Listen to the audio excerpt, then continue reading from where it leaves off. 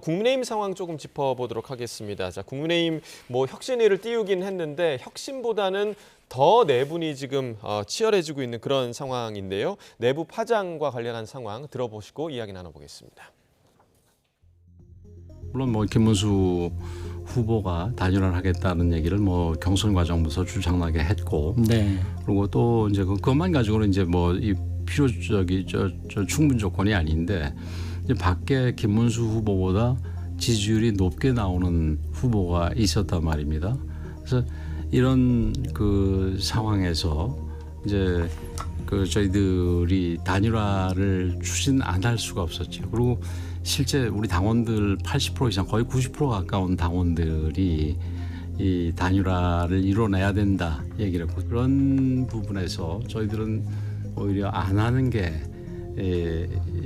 사실은 배임이라고 할까요? 직무유기랄까요? 권영세 위원장께서 굉장히 최근에 발언을 많이 하시면서 그 후보를 강제로 끌어내리는 시도를 한 데 대해서 정당성을 많이 말씀하시는데, 그 부분에 대해서도 좀 그만하시는 것이 맞지 않을까 생각을 합니다.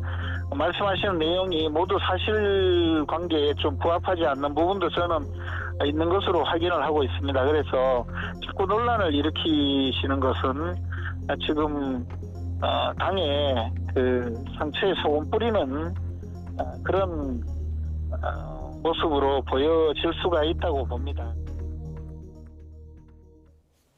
자, 일단은 이제 권영세 전 비대위원장 같은 경우는 당시 후보 교체 논란과 관련해서 나름의 정당성을 지금 부여하는 언급을 했단 말이죠. 좀 어떻게 들으셨습니까?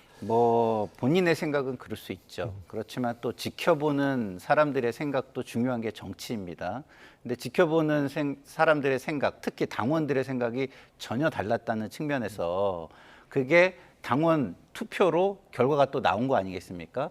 그거에 대한 책임이 있잖아요. 그게 또 당을 굉장히 어렵게 만든 것도 사실이고, 그렇다면 그 책임을 져야 하는 입장에서 저렇게 나와서 지금 이 시기에 이야기하는 게 맞는가라는 측면을 본다면 좀 자숙하시는 게 맞다라고 생각합니다. 예, 시기적으로 상당히 부적절하다라는 얘기를 해주셨고, 어제 이 인터뷰 이후에 이제 한동훈 전 대표가 얘기한 게 있는데, 한동훈 전 대표는 약간 그 배경에 뭔가 더 있을 것이다라고 생각을 하는 것 같아요. 본인 생각이죠.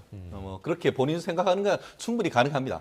하지만 국민의힘 주리로 봤을 때는 권영세 전 비상대책위원장이나 한동훈 전 대표나 사실상 어떻게 보면 혁신의 대상이라고 보는 시각이 강합니다. 그런 상태 속에서 본인들 둘 다 아웅다웅하는 모습이 과연 국민의힘이 국민에게 다가가는데 도움이 되느냐? 전 1도 도움이 되지 않는다고 생각합니다.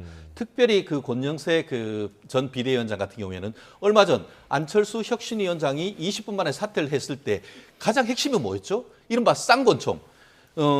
권성동, 권영세 이 두 분이 대선 패배에 가장 핵심적인 역할을 했다라고 하면서 출당까지 논란이 있었던 건 아니겠습니까? 그런데 이제 그와 같은 출당이라는 얘기가 나오니까 이 부분에 대해서 이제 언론전을 하는 것으로밖에 볼 수 없는 것 같은데, 이제 8월 19일이면은 얼마 남지도 않았습니다. 국민의힘 전당대회. 그때까지 대선 패배에 책임이 있는 분들은 좀 더 자숙하는 것이 맞다고 봅니다. 전당대회까지 국민의힘 내부 갈등이 좀 봉합되는 모습이 보일 수 있을지 좀 지켜봐야겠습니다.